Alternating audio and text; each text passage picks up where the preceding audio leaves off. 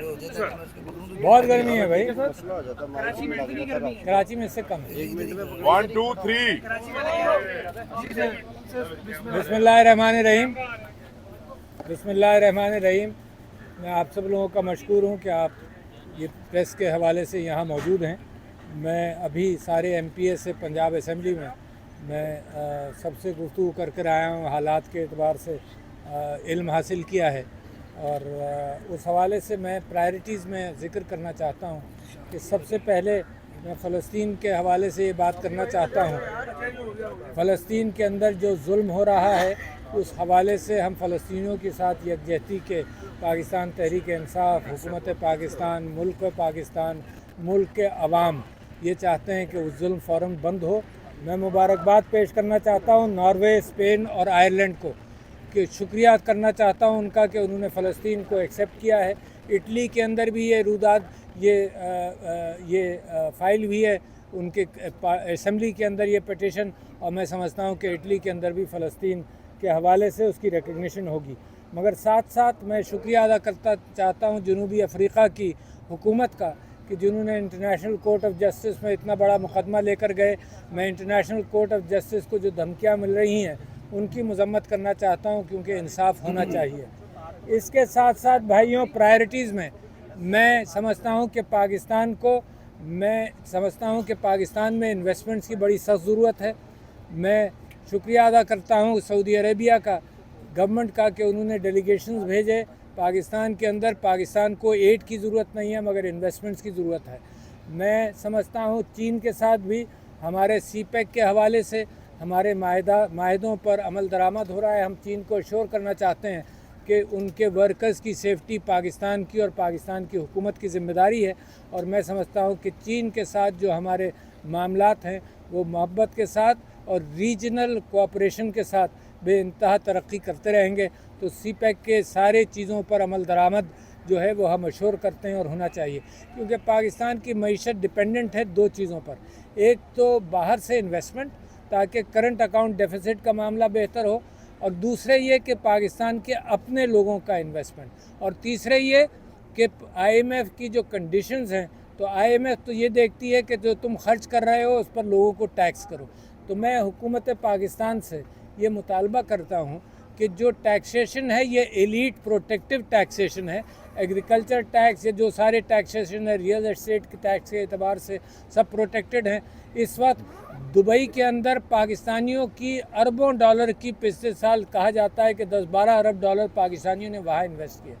तो मैं समझता हूँ कि मेरे मुल्क के अंदर हुक्मरानों की ये ज़िम्मेदारी है कि पाकिस्तान के हालात बेहतर करें, ताकि पाकिस्तानी जब पाकिस्तान में इन्वेस्ट नहीं करेगा तो हम दूसरों को कैसे कह सकते हैं कि तुम पाकिस्तान में इन्वेस्ट करो।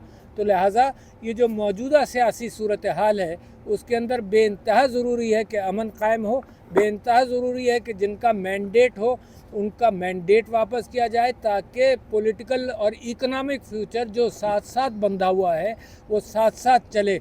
ये दूरअंदेशी की बात नहीं है कि पॉलिटिकल यहाँ का हालात ख़राब रहें और इन्वेस्टमेंट, अपना देसी आदमी जब इन्वेस्टमेंट नहीं करेगा तो बाहर वाला कैसे आएगा, ये बात मेरी समझ में नहीं आती। तो मैं वेलकम करता हूँ इंटरनेशनल इन्वेस्टमेंट्स, उनको कहता हूँ कि करें, और मौजूदा हुक्मरानों से मैं ये कहना चाहता हूँ कि पाकिस्तान के पॉलिटिकल प्रॉब्लम्स को सॉल्व करें, ताकि मेरे मुल्क के अंदर जो गुर्बत बढ़ती चली जा रही है, जो बच्चे 2,62,00,000 बाहर बैठे हुए हैं, जो मरीज़ों की तादाद बढ़ रही है, मैटरनल मॉर्टेलिटी रेट जो है, मेरे ख्याल दुनिया के अफ्रीका का एक मुल्क है लेसोथो, शायद उससे ही बेहतर है। बस सारे हालात, सारे मामलात के एतबार से सेहत, तालीम और गुर्बत बढ़ती चली जा रही है। तो बड़ा ज़रूरी है कि आइंदा चंद दिनों के अंदर अच्छे फ़ैसले किए जाएं, और इस वजह से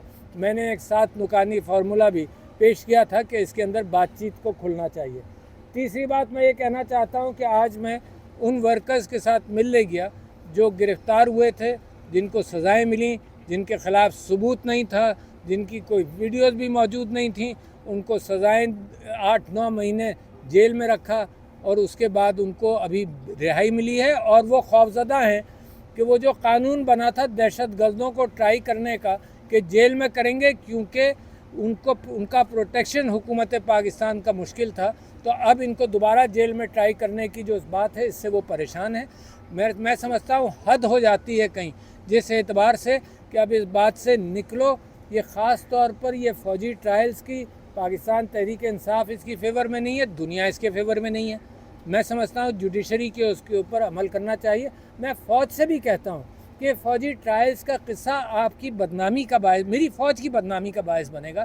اس سے بھی ہاتھ اٹھاؤ، ملک کے اندر ہیل کرنا شروع کرو، مرہم لگانا شروع کرو۔ یہ جو دشمنیاں یا یہ نفرتیں جو پل جائیں گی ملک کے اندر، یہ جو ریزنٹمنٹ ہے یہ نفرتوں میں تبدیل ہوگا، تو لہٰذا اس سے گریز کریں۔ میں آپ کو یہ بتانا چاہتا ہوں کہ ان ورکرز سے میں جب ملا ہوں تو اس کے اندر ایک فرزانہ سرور صاحبہ سے میں ملا جن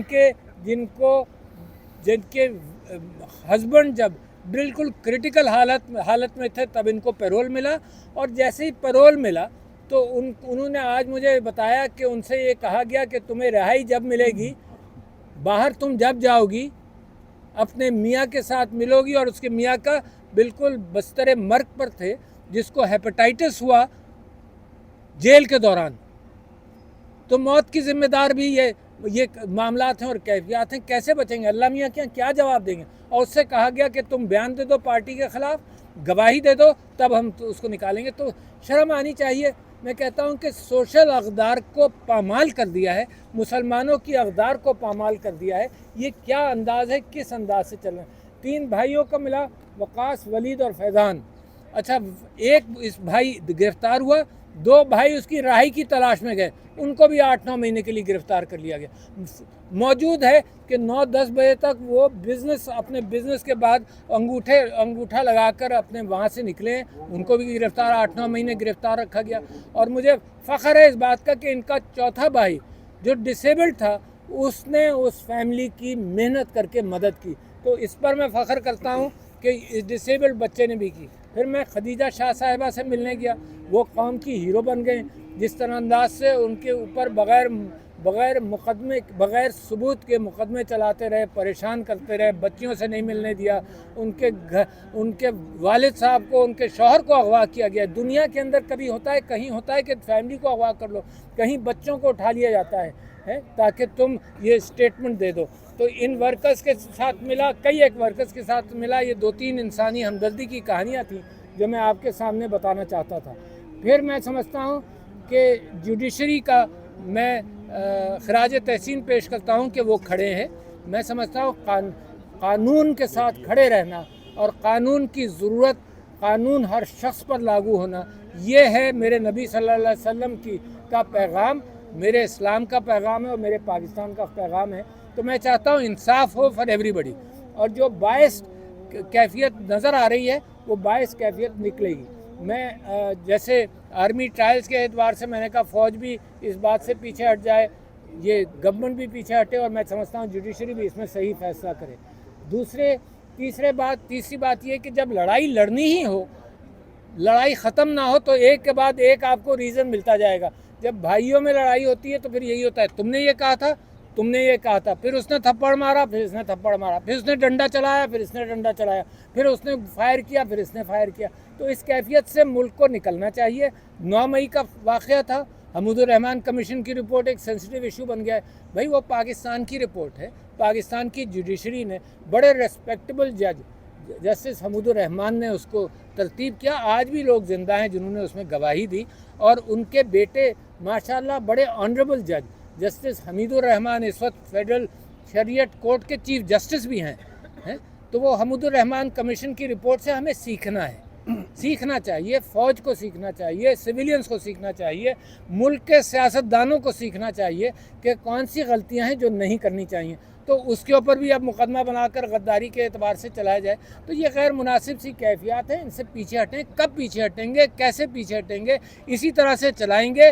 ملک کے اندر کوئی اسٹیٹسٹکس 2-3 سال میں بہتر نہیں، کوئی ایک چیز بتا دو کہ یہ معاملہ بہتر ہوا ہے۔ تو جو ارباب اختیار ہیں ان کو میں دعوت دیتا ہوں کہ اس بات پر سوچیں اور کہیں نہ کہیں اس معاملے کے اندر پیش رفت کی جائے۔